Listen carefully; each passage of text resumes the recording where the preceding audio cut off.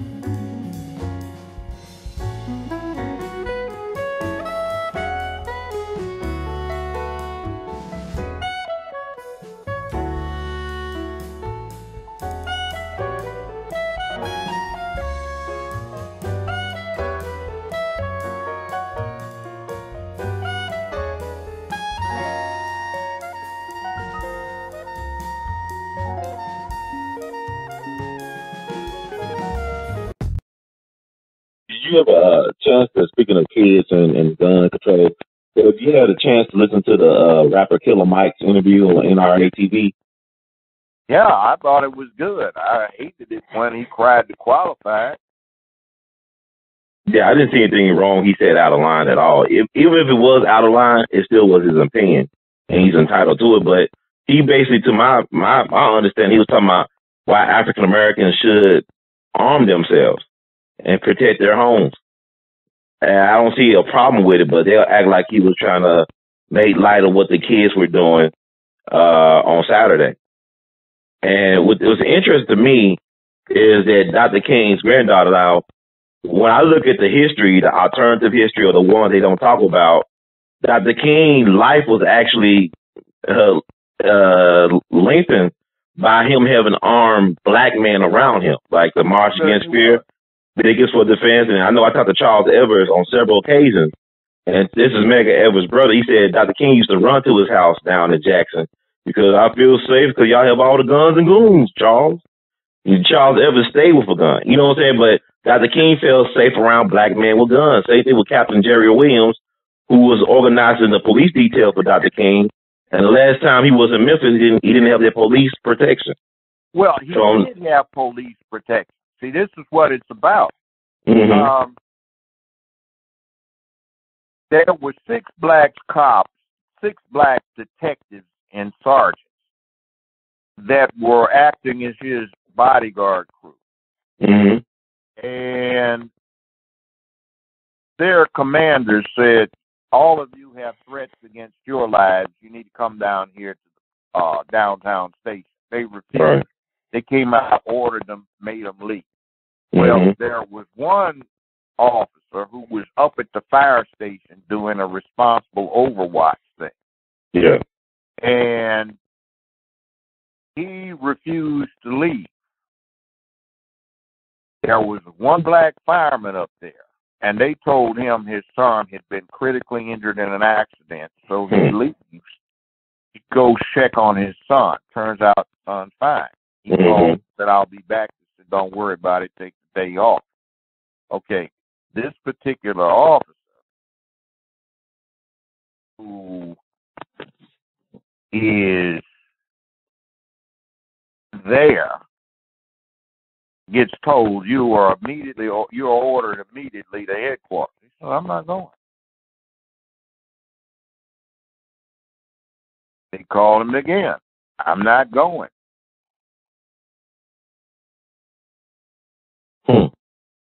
He says, I'm not going. So they send down 10 white officers riding in 2 squad cars. They jump him. They double handcuff him. They hog tie his legs with a rope. They manhandled him back out, threw him in the back seat of a car, and drove him off. Mm-hmm. Then Guess what? What? That's when he got killed, within 15 minutes of that. And see, the other thing, Edgar Hoover personally called off the auditory and visual surveillance of King 48 hours before he got shot. That's the first time it had stopped in years. And see, one of his advisors is the one that told King to stop having a pistol. He said, if you're going to be nonviolent, you can't have a pistol. What was that advisor he had that was on the other side? Oh, the Dr. King? Yeah, the gay one. Oh, Barry Rustin. Oh, Barry Rustin, yeah. Yeah, that was the one that kept telling him you don't need a gun. See, but King even had a gun. He had good sense. They just thrown him out of it. Mm-hmm. But he was protected by guys with guns. I mean, after that woman stabbed him up in Harlem doing that book signing, I mean, people don't understand, like, even Malcolm X, one of his biggest mistakes was not having guns on his bodyguards at the Audubon. And he also, at one point, had, when he had the rallies at the Audubon, it would be a police presence at the Audubon, but it was all blocks away from there or whatever. But normally they say you would have 36 police officers on the scene when, not him, but the city, when he was doing his rallies at the Audubon. And Dr. King, it makes a difference. I mean, I just think that we're not told that history. We think everything was nonviolent when that's not the truth. I mean, I had friends of mine who was in Mississippi. They talking about getting in shootouts with the sheriff and the Klan and throwing Molotov cocktails. I mean, these are black people down south getting in shootouts with the Klan. But they don't talk about that part in the history books. That's it. That is very much it. So, you see, it does not do us as a people any good to be unarmed. Right. It does us absolutely no good. By the way, that officer was Ed Reddick. Yeah, Officer Ed Reddick, yeah. From the scene. Yeah, I had talked to him before on the show. He had some interesting insight, but like he said, it's something that he told me that was very powerful. It's like I advise people in my mind that if you should never be a broke person who loves easy money and perks running for office. A broke person has no business running for office without who just love perks and easy money, because you're gonna be doing football numbers in the pen. And there's no reason why people should be running for office just to have a paycheck. You should be running for office to serve the people. That's it. And see, too many of our would-be leadership look at it as a money-making proposition rather than as a leadership one. And that's the wrong way to look at it. That's right. They aren't about service. They're about exploitation. When you think about, like you talking about Memphis, to me, like you talked about, how Memphis could be. Like I look at Atlanta, in spite of some of its shortcomings, Atlanta really is what Memphis could have been. I mean, I see. Hold on. Let's stop. Atlanta ain't all this and that. I agree. One of the problems with Atlanta, I said, 40-some years ago, I looked at it. I got through it, and I said, what's wrong with this place? When they built that airport, a lot of black people came into some serious money. So the money didn't get spread around, and there's nothing else for the rest of them. So they have one group of black folks that is pretty affluent and another group that is flat, broke, busted. And when you come down to Atlanta, if you're not dealing with the well-to-do folk, the rest of them are about as bad off as they are here. And see, the other thing, Atlanta is not as large as Memphis. Right. So Memphis, by the way, is unusual. Within Shelby County, one of the highest per capita numbers of millionaires in the country exist here in Shelby County. But some of the brokest people live in Shelby County, too. Yep. It's like two different towns. I stay out east, out in Germantown. Mm-hmm. I tried to stay in the hood, but various places I got burglarized so often. You know, it was a matter of somebody's gonna die up in here. You know, start saying I'm gonna sit and leave the door open. Somebody's gonna come. You know, and don't think like that. You know, enough's enough. I'll come back in and go. I gotta have your home though. Yeah. What thing? You need to have peace of mind when you get your home. The place your home, it should be peace of mind there. You shouldn't have to worry about people breaking in your house. And another thing too, I'll tell you. When I had a James Earl Ray case, there's some stuff that didn't get reported. One night I was at home, and there were 5 people tried to break in, and there was some gunfire exchange. It didn't hit the press. There was no report of it. I got in touch since I was a judge with the director of police, late Officer Winfrey. And we wrote it down, checked it out, and there was no report of that thing. They tried to kill me. Wow. So I'll tell you, but I was armed. I'll tell you what, I actually was enjoying myself while it was going down, and then after it was over, that's when I started thinking about it. But my thought was, damn, I could have got in a whole lot of trouble behind that. What was this all about? So I was nervous about what was going to happen. So, I said, wait a minute. You're the judge. Sit there, check this out, call the precinct, and see what's going on. Call the director at home and tell him, go right to the top. Say, look, man, I've got another incident. There had been some others going on, too, some very strange break-ins. Wow. And, it's hazardous. One time, my secretary, while I was on the bench, said, Judge, you need to take this call. I said, what's up? So I took a quick recess. I said, what's going on? So this is Officer so-and-so and so-and-so. We're out here in the parking lot. There's some people trying to break into your Lexus. I said, what's going on? So I said, okay. They said, we're on top of it, but we want you to know about it. You know what was going on? They were trying to break in my Lexus and plant 2 kilos of coke.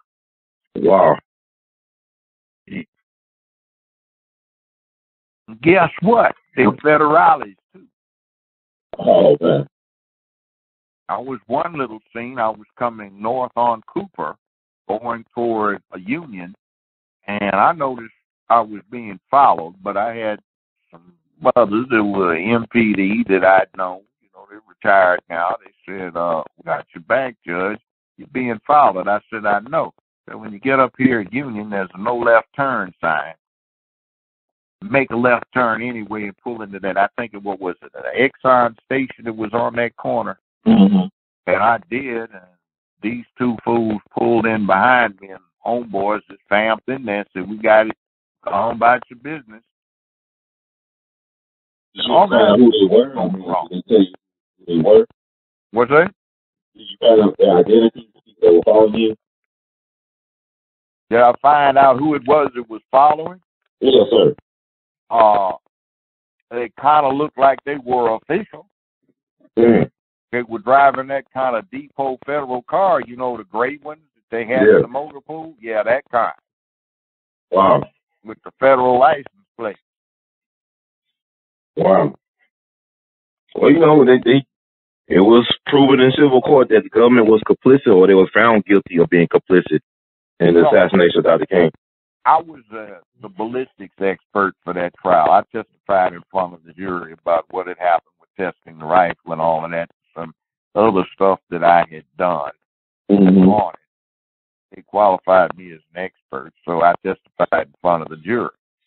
Most people don't know that, but I don't exactly agree with Attorney Pepper's conclusions. I have some rather different ones, and all of that raw nonsense and everything. What I saw when I got into it is that there were at least 4, possibly 5 alternative scapegoats. And Ray turned out to be the most convenient one. The shot being fired from the flop house did not occur. The detectives who got there, and actually in later years after I got off the bench, got an affidavit from this particular detective who was the first homicide officer there on the scene. He says he went to the flop house. He was directed there. No, he never could figure out why somebody directed him to the flop house. He was told there were 2 eyewitnesses to the gunman being in there. He said they were so drunk they had otherwise fatal doses of alcohol, and he had to call 911, and the paramedics took them to the emergency room where they stayed in ICU for several days because they were too drunk to revive. And when he got to the flop house bathroom where he was told to go, and he indicated he never found out who told him to go there through dispatch, he said there was a big tree right there at that part. It was between the flop house bathroom window and the Lorraine Motel. You couldn't even see the Lorraine Motel. So when crime scene got back an hour later, the tree had been cut down. Mm-hmm. So the shot came from the fire station dormitory, about 45 yards across the street, point blank range. The weapons had already been sighted in. It seems to have been a 2-man shoot team. One was the spotter, one was the shooter. The spotter got a call that came from the Lorraine Motel advising that King was coming out. Somebody called one of the rooms. And from what we got on tracing the thing around, it looks like that call ultimately got to the fire station. Interesting. There were several calls made from this room to the fire station. I won't go into that. Let me just say this. People have accused Jesse Jackson of being the culprit. He is not. I sat next to him on an airplane and discussed my findings with him, and his remark was interesting. It was, we need to get to the bottom of this. Whatever I can do, let me know. I talked to Reverend Lowry about it. His conclusion was, we need to get to the bottom of it. Anything I can do, let me know. Mm-hmm. I talked to Ambassador Andrew Young. He said, anything I can do, let me know. We need to find out what happened. And he gave me a few months ago, he confided in me something else I'm not going to talk about. It had to do with this whole situation. But interestingly enough, as to 2 other suspects, one of whom was not Jesse Jackson, they gave me, interestingly enough, the exact same answer, which was, let sleeping dogs lie. Mm-hmm. Now, one of them, I believe, Dick Gregory sort of had a recording of. Mm-hmm. Oh, Billy Cows. And the other one is now passed on. We won't deal with him right now. Mm-hmm. But our investigation actually found no complicity between Jesse Jackson and what happened. Mm-hmm. So I'd exonerate him. Mm-hmm. I think if there's anything that does make it look questionable as to him, I think the same boys that set this thing up deliberately put that out. One of the things that most people don't realize from back in the late 60s is one of their tactics, which was most insidious, is that the FBI and out in Los Angeles, LAPD's SIS unit, Special Investigative Services Unit, would deliberately spread false rumors about people. So everybody looking over their shoulder and looking askance at people that were actually trying to do something.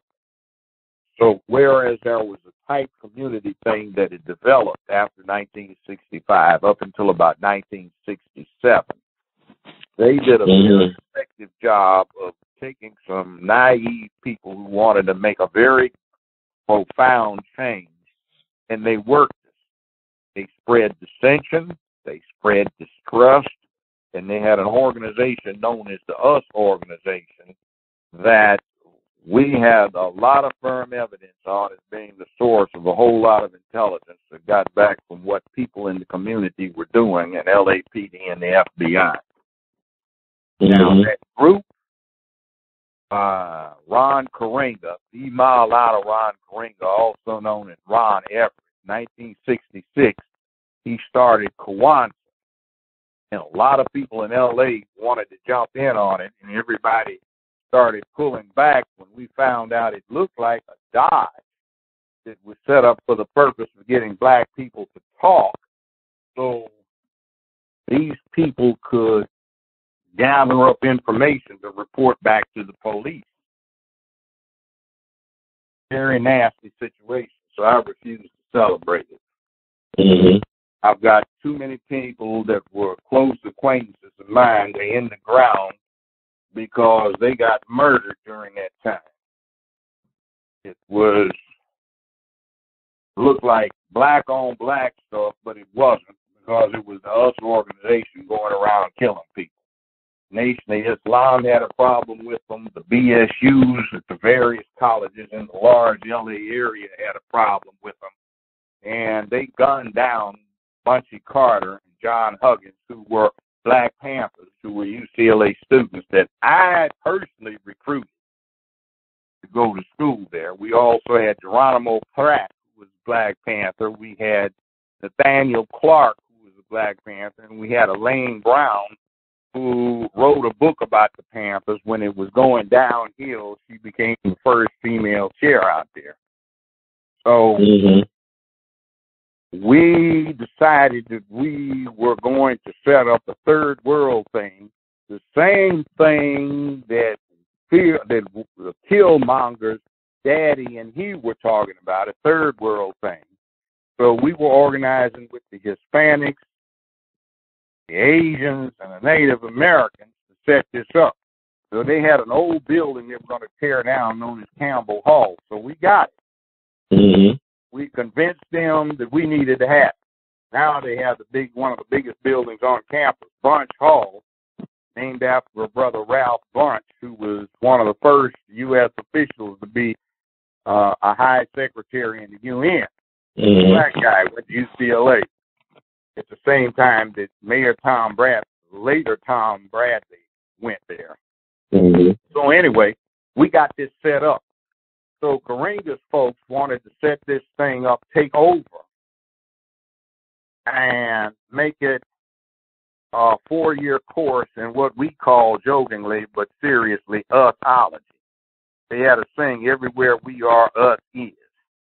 Mm-hmm. You don't need to trouble yourself by reading all you need to know because Maulana Ron Karinga will teach you. So they had their little hustles going on, and what happened is everybody pushed back. We had a little confusion because we had gotten in 250 extra black folks for the 67, 68 year. And they were not all of them, but too many of them were some real punk-ass people.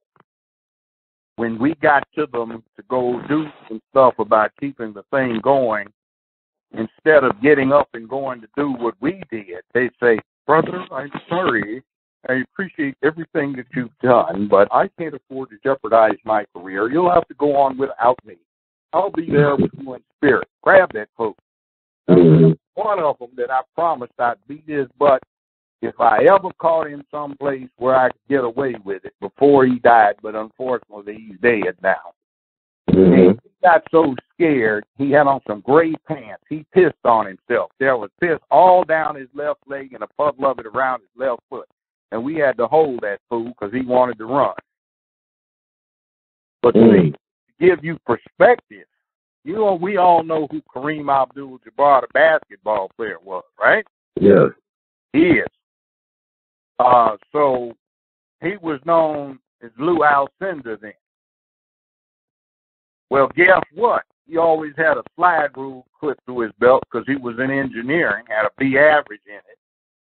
And anytime something was going on, come on, Big Lou, we need to go, man. All right, let's go. He's right there with us. Football team, let's go, guys. All right, man, let's go. We got to make a move. See, all of these people that about something. Interesting enough, there were 9, 10, 15 folks that wound up going to law school, and to this day, if they're not already dead, they made damn good lawyers, and a lot of them wound up judges. Let's go, man. We're on the job.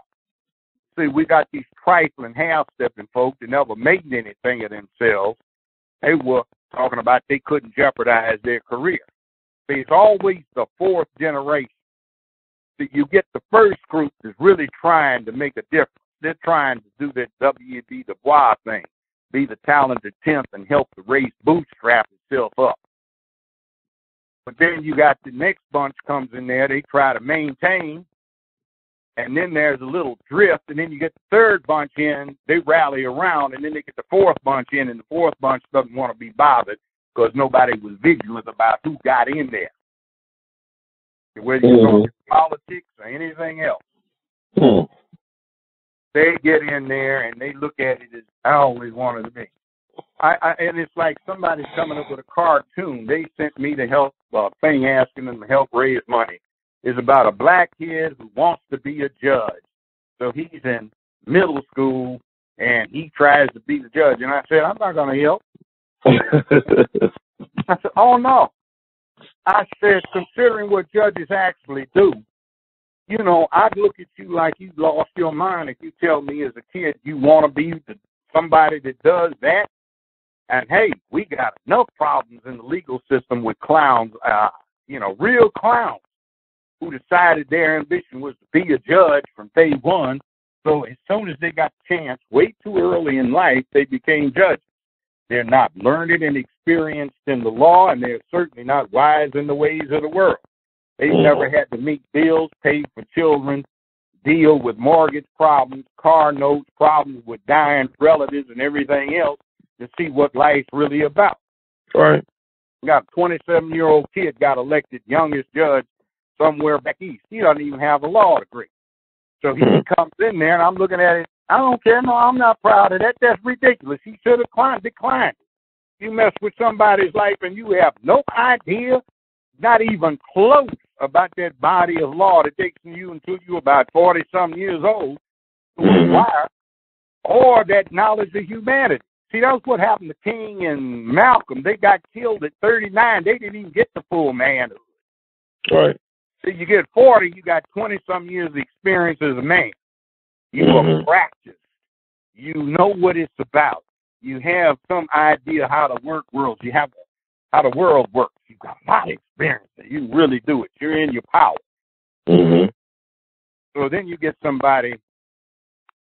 Oh, it's like they had a federal judge, Julia Gibbons, over here, or a husband, Bill Gibbons, who lately was our DA here. Who, by the way, when he got sworn in as DA couldn't find the criminal courthouse 201 Poplar because he's never been in it, but he's the DA. You know, the governor appointed him. Yeah, great. Do we care about qualifications? No. Well, his wife, Julia Gibbons, the Right Honorable, who's now on the Sixth Circuit Court of Appeals, well, she decided to have her children first and help send her new hubby through law school. When he got through law school, she immediately went, because her 3 kids were old enough, I guess, to go to a babysitter. So she graduates from law school. She's 29 years old. She takes the bar exam. Now, in Tennessee, you have to be 30 years old minimum to be a state judge.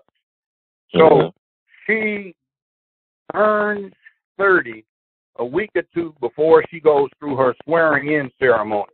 Well, then Governor Lamar Alexander appoints her as circuit court judge 3 days after she's sworn into the bar. So literally the first courtroom she ever went into, she was the judge. So the biggest rookie in the whole room is the judge. Yeah. And then Ronald Reagan appointed her to a federal district court judgeship down here.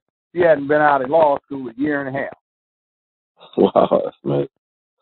See, that's what I'm talking about. And I say, you know, the citizens around here went through about 20-some years, 25 years worth of injustice waiting on her to find out what she was supposed to be doing. Gentlemen, the court has no idea what any of you are talking about.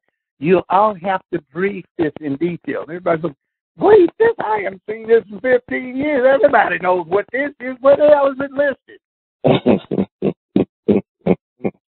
Wow.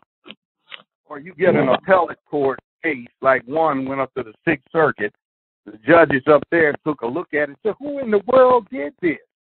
And when we told them, they said, look. And the Chief Justice looked at somebody else, and then they sort of removed their, chairs, which are on, on rollers. They sort of slid them together, huddled, and said, look, if everybody allows it, there's no point in sending this back down below. it'll never get done right. We'll decide this case if you don't mind waiting 2 or 3 extra weeks. Yes, of course, go ahead. He did something so stupid that the firm I was with wasn't involved initially in the case, but she did something so stupid that the winning plaintiff had to retain counsel for the appeal. Her lawyer had to retain counsel for appeal. The losing defendants had to retain new counsel for the appeal. And the law firm that represented the defendants had to get counsel for the appeal. She messed it up so bad because she didn't know what she was doing. And you see, there have been some examples like that locally. Not many, but a few. And you've got a judge in there who does not know anything about life. He has not been matured. He has not gone through the passion with the fights in front of a jury. He hasn't filed an appeal. He hasn't understood what it's like for a client to be broke but really trying, or a client to be able but just being trite. So he hasn't sat across the desk from enough people to learn life, or actually been out there doing investigations and learning how the world works. And he's sitting up there, or she's sitting up there, and they're in charge, and they just come up with manifest injustice after injustice. And I look at it in the fashion that translates over into the political scene where everybody's always talking about, oh, we need somebody younger and newer. Oh, hell, they don't know what the hell they're doing. That sounds like it. It sounds just about right, Judge. New and improved, hell, it ain't even improved. It's just new. But when you say that, I'm thinking about those young people this past weekend. I mean, like, they just not, I don't know, like, they naive. It works for you when you're young to be naive, and I just wonder how this stuff going to turn out 20 years later. Well, like you said. Part of what's going wrong today is what? Parents don't act like parents. They want to be friends with their children, so the children get to dictate what they want to do, not the parents. Right. So these kids are ignorant in life. They're spoiled.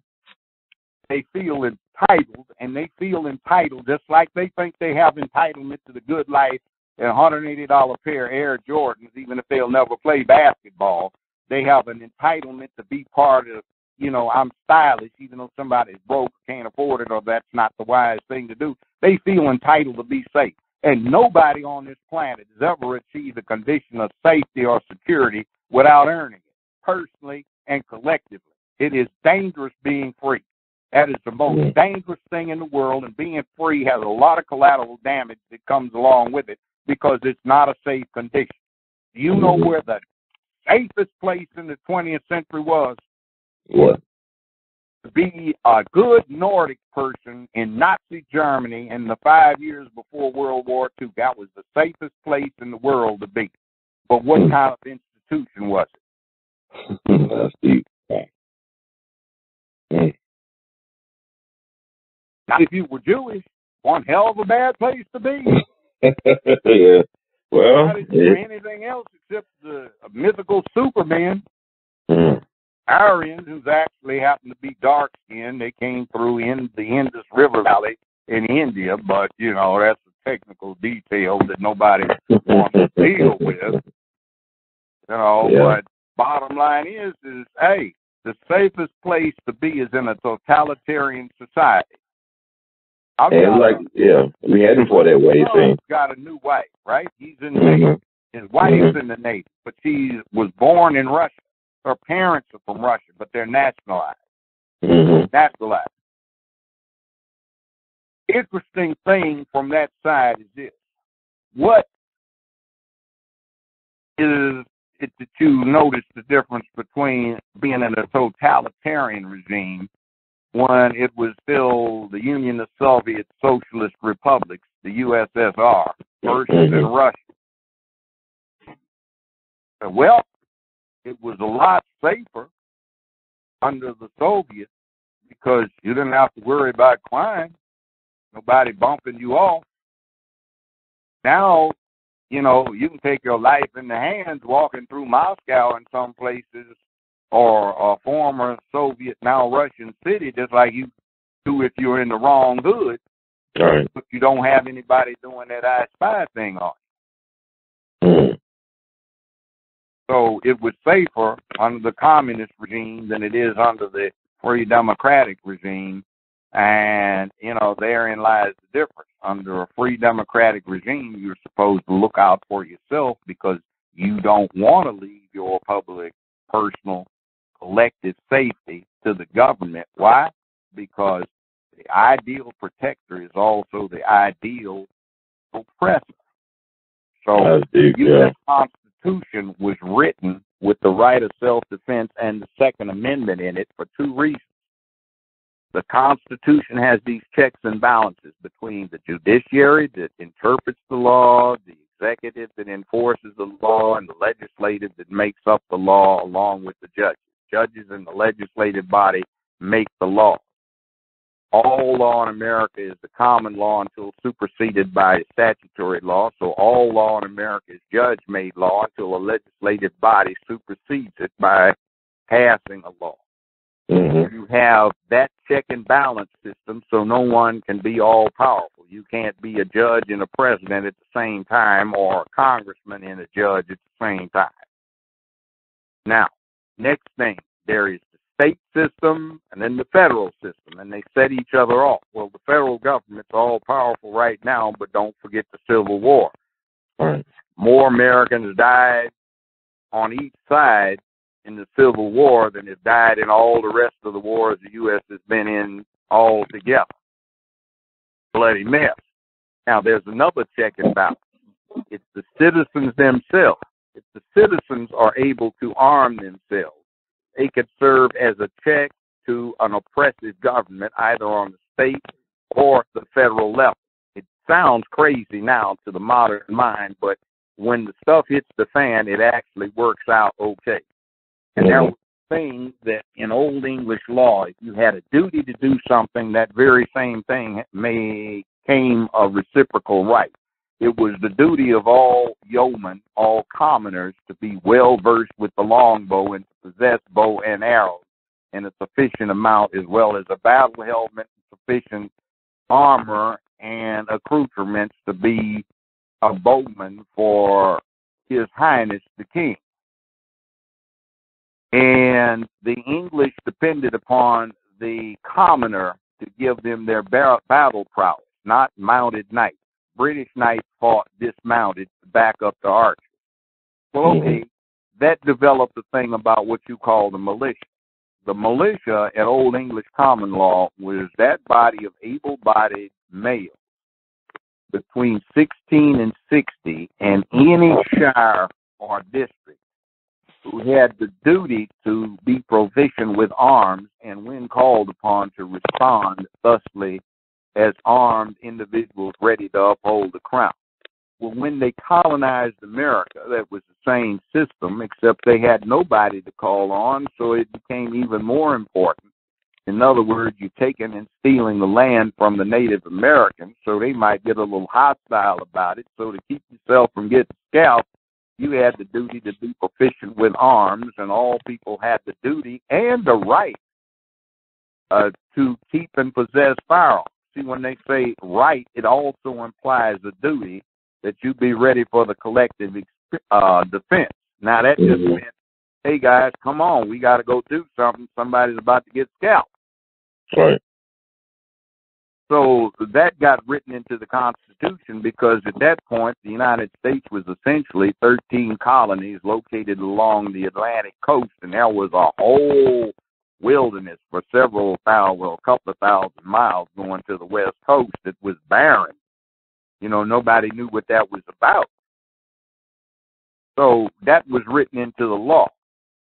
It was also written into the law as a right because it was a duty. And that duty exercised as a right allowed the citizens to tell an oppressive government, oh, no, you don't. We're not going there. And we don't need you. See, when America was founded as a country by the Constitution that was passed in 1789 and the Bill of Rights was ratified in 1791, police had not yet been invented. That would come in another 40 or 50 years in England when they came up with the constabulary based in Scotland Yard, the street in London. Mm-hmm. So what are you supposed to do when there are no police?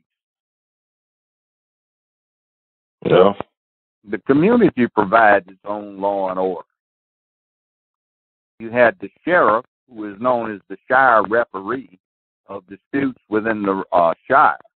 And the sheriff became the one who was the official embodiment of this authority, and he had the authority to form posses and posse comitatus and deputize so that when necessary you could be essentially involuntarily drafted to go help out. Wow. And if somebody got out of control, oh, here we go. And see, after the U.S. won the revolution and got free from Britain, what is the first thing they did? They disbanded the army. Totally disbanded. They kept a navy because of piracy.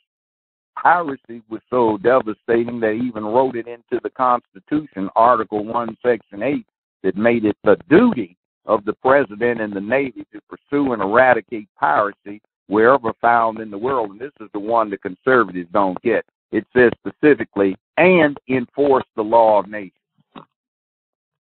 That is a constitutional mandate. It's not an option. It's a must. Mm-hmm. By the way, that's a good, legitimate reason for why you can have a fight against so-called terrorists. Not the war on terror, it's fighting piracy.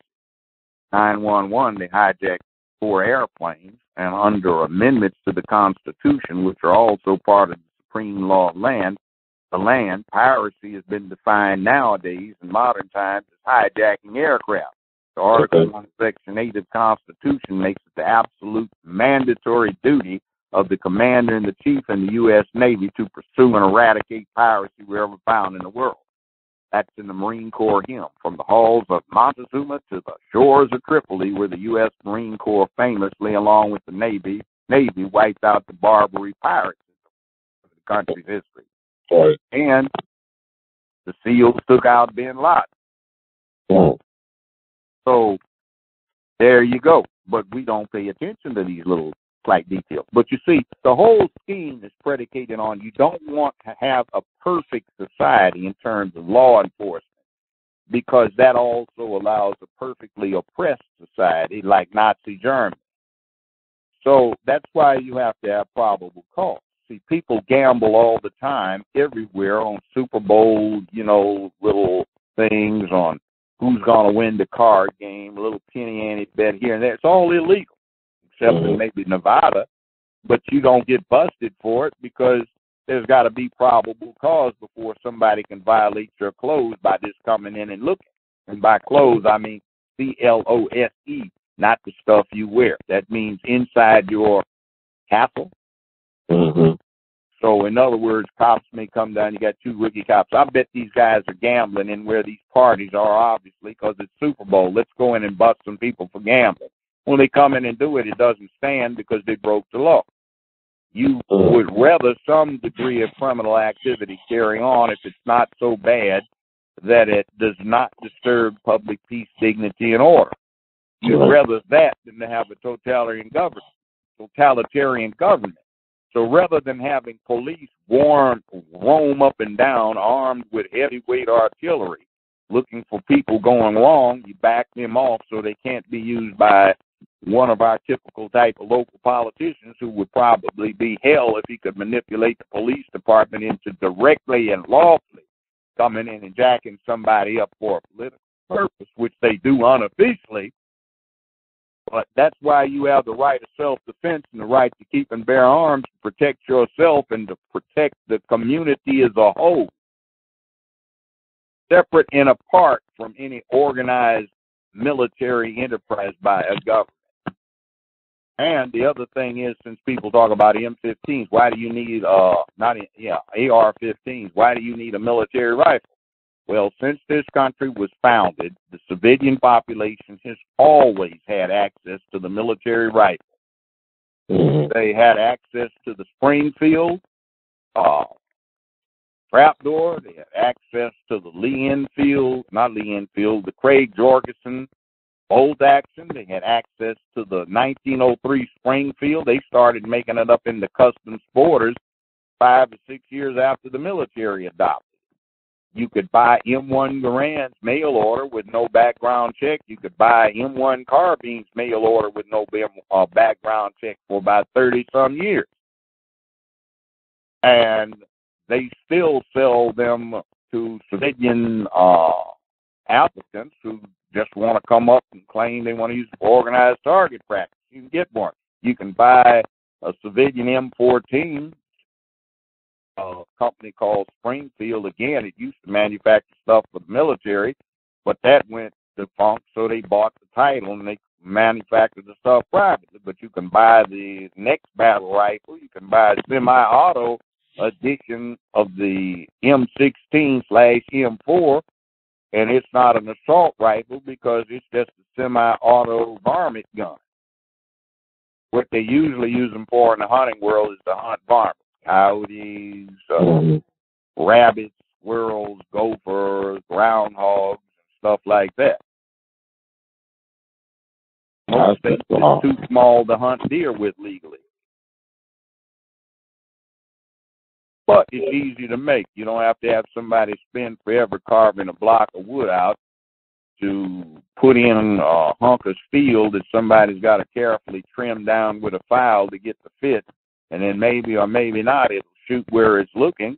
You can just take a torque wrench and some tools, and everybody can bolt together an AR-15 or a clone, and you got an accurate rifle that's easy to shoot, low recoil, and it's ergonomically sound, and nobody has a problem with it except those who are scared of it because they didn't go out and exercise their duty as citizens to be proficient in arms separate and apart from the military.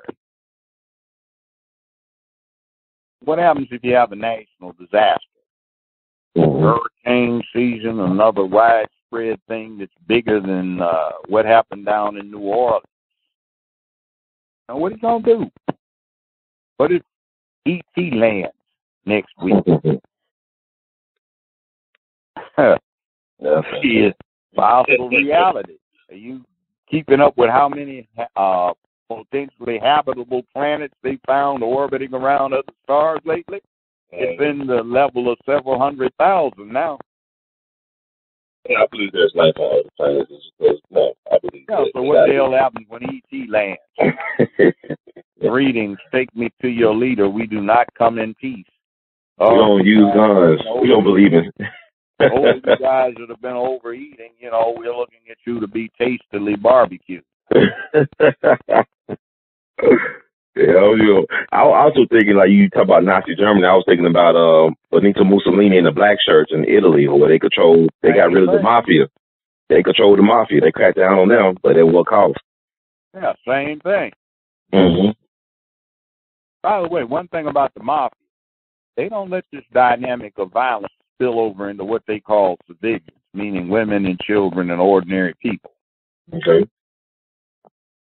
They killed somebody for going around robbing neighbors, selling drugs where they live. Or jacking your house is your castle, right? Yeah.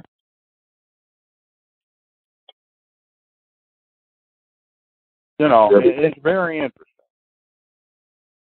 So I guess they have family values. Yeah, that's it. They used to bring pieces to my show all the time. I'd know who they were because I could tell about the type of case. It would have some issue about man up in it. Why do you send these cases? Because when we resolve them, it gets kind of messy on the sidewalk. You can do it. Plus, you push this man up thing that we also push. Mm-hmm.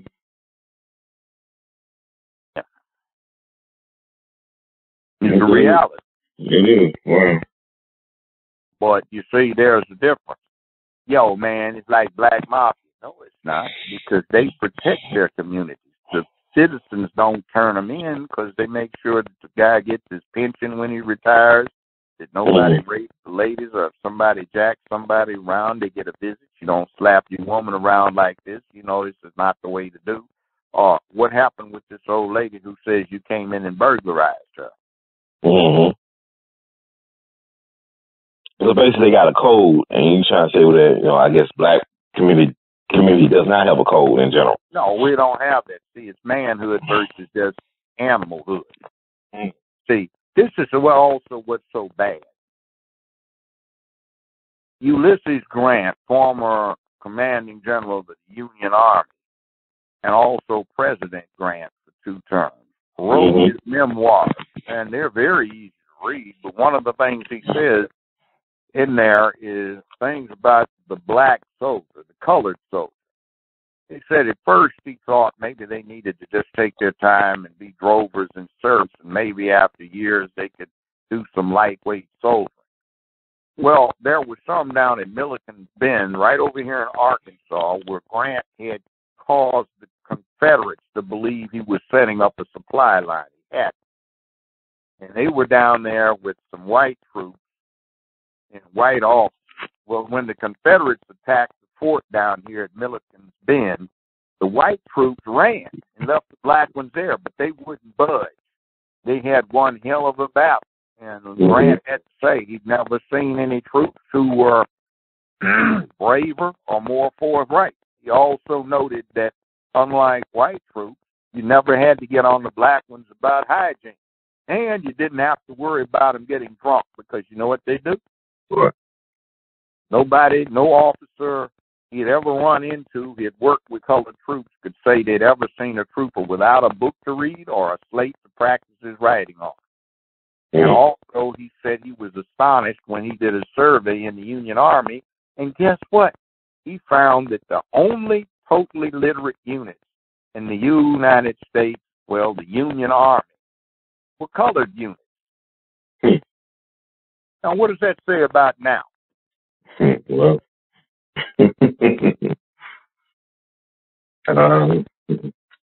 something happened, didn't it? Yeah, drastically. I mean, I read places where they said that the former enslaved black folks were able to close the literacy gap within 20 years after emancipation.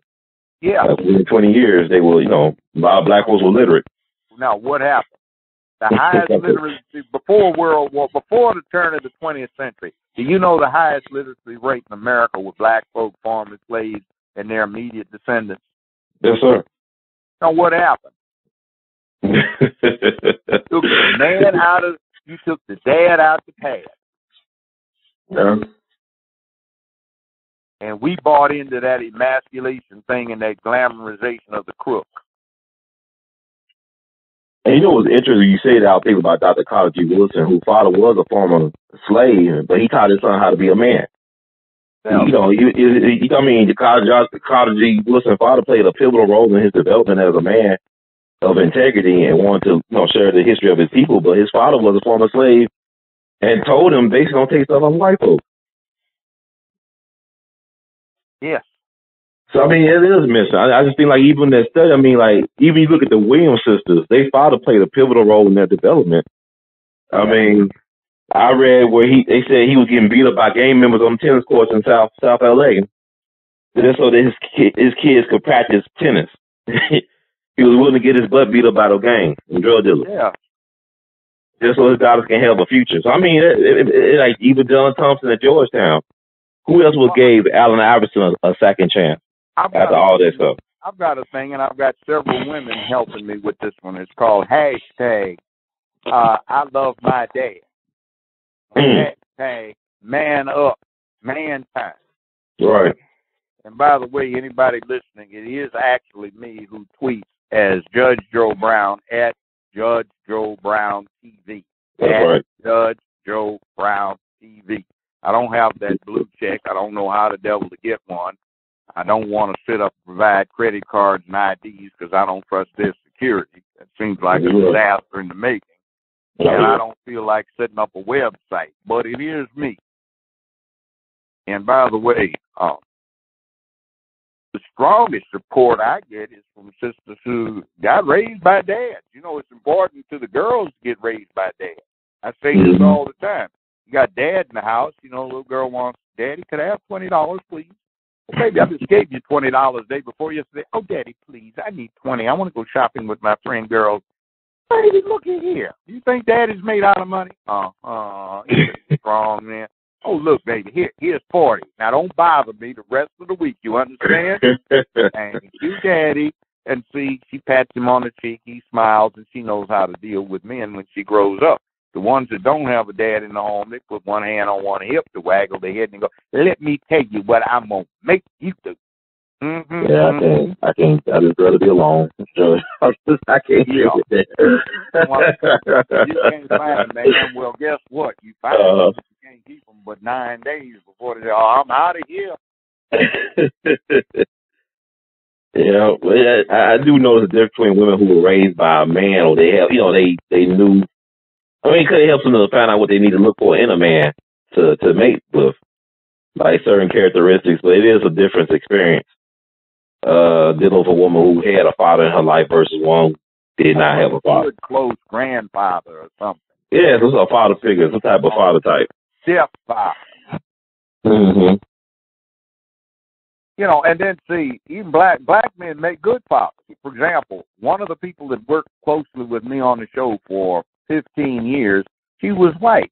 I didn't realize it until the last few years that when she was a year and a half old, her mother got remarried and her new father, who was a black man, adopted her. So she looked at him. She was in her late 40s. That was Dad. Wow. I love my dad more than anything I can think of. Wow.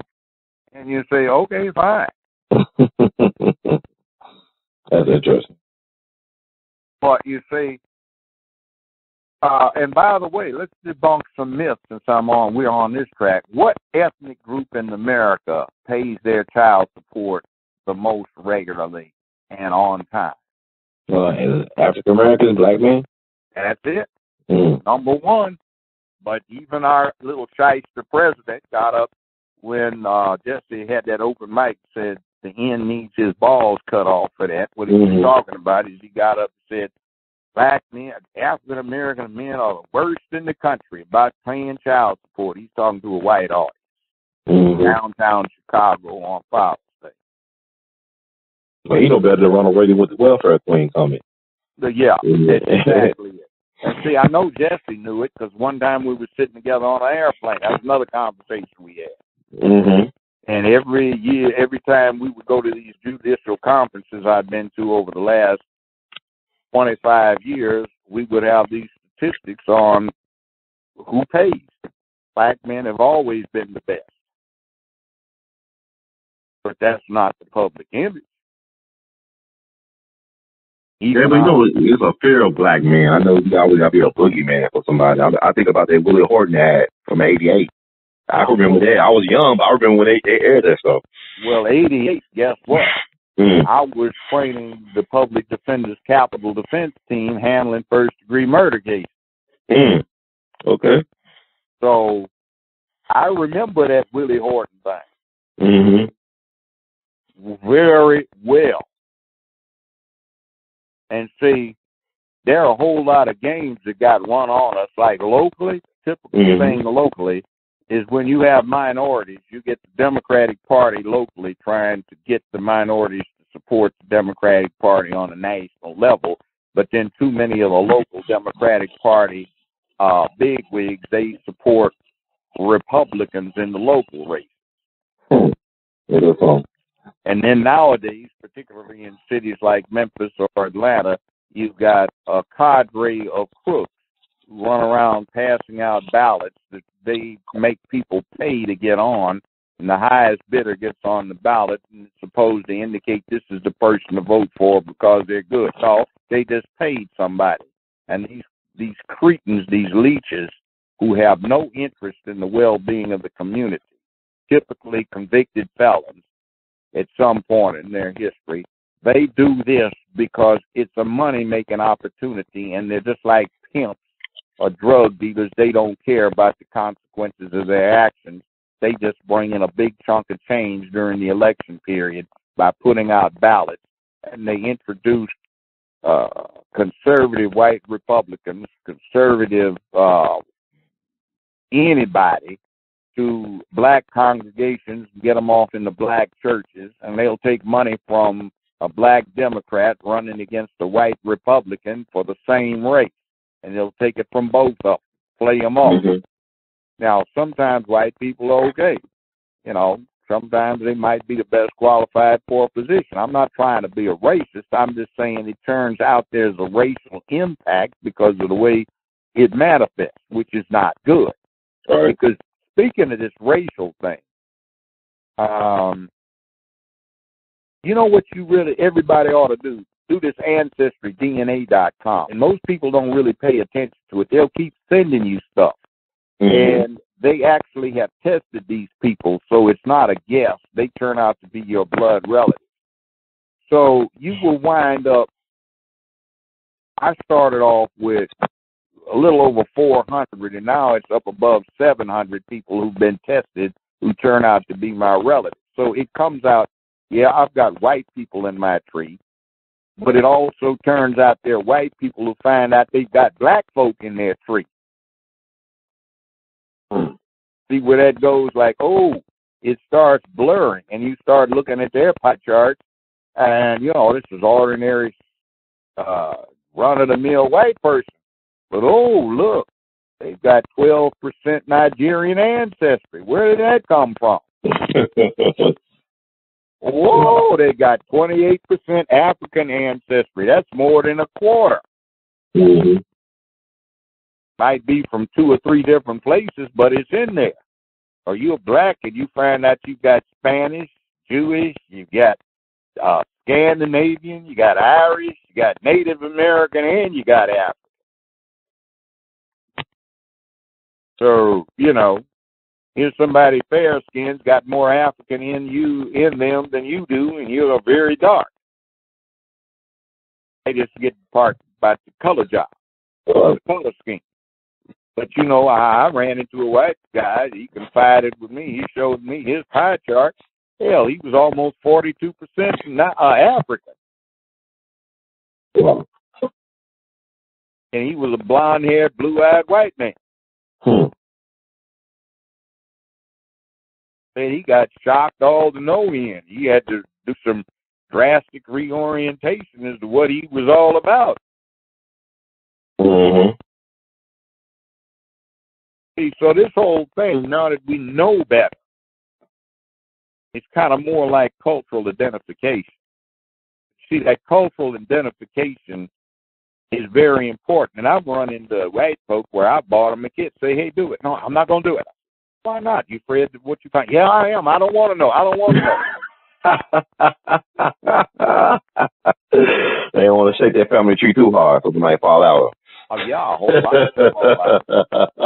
By the way, you know when Haley did that thing on Kunta Kinte, his 10th generation ancestor, you know how many other ancestors he left out on the 10th generation? 1,022. Oh, interesting. And here's what you have. You have 2 parents, right? Mm-hmm. 4 grandparents, 8 great-grandparents, 16 great-great, 32, 64, 128, 256, 512, 1,024 ancestors on your 10th generation back. So you deal with Kunta Kinte and his slave mistress who got his foot cut off. So that's only 2 out of the 1,024 direct ancestors you have going back in generations. That might have been a little incest in there, but, you know, you never know. But technically, you have 1,024 ancestors on the 10th generation, 512 on the 9th, 256 on the 8th, 128 on the 7th, 6th, and so on down. So you've got a lot of people in that mix, and that's an awful lot of chance for something to get in your wood pile.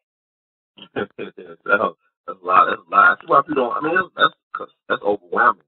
About that many folks you can send from, and it's one generation.